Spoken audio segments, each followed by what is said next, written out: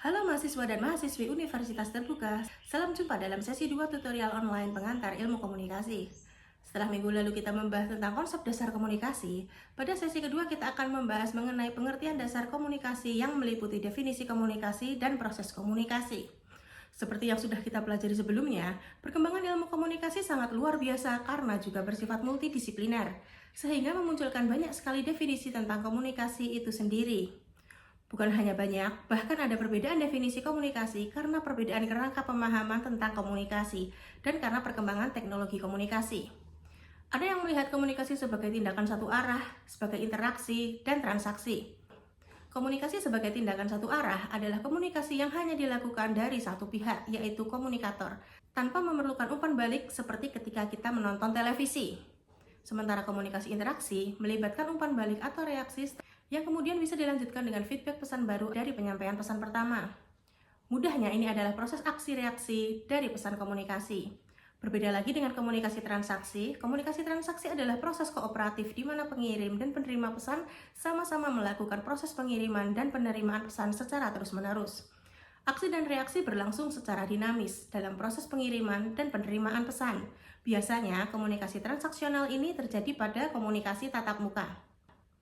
John Fiske dalam buku Introduction to Communication Studies menjelaskan bahwa ada dua aliran utama dalam studi komunikasi.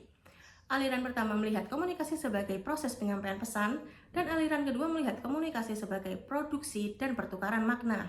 Pada aliran yang melihat komunikasi sebagai proses penyampaian pesan, komunikasi dilihat sebagai proses di mana satu orang memengaruhi perilaku atau keadaan pikiran orang lain.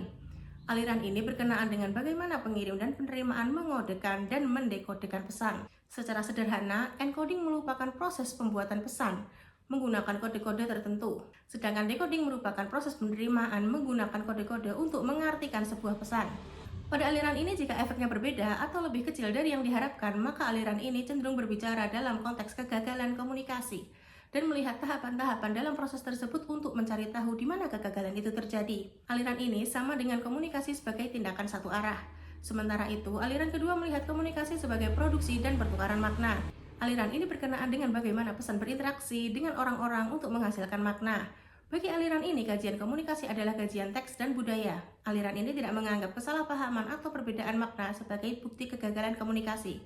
Kesalahpahaman mungkin terjadi akibat perbedaan budaya antara pengirim dan penerima. Jadi pembaca dengan pengalaman sosial yang berbeda atau dari budaya yang berbeda mungkin menemukan makna yang berbeda dalam teks yang sama. Aliran ini sama dengan pandangan komunikasi sebagai tindakan interaksi dan transaksi. Demikian pembahasan mengenai pengertian dasar komunikasi. Semoga materi ini memberikan manfaat untuk kita semua.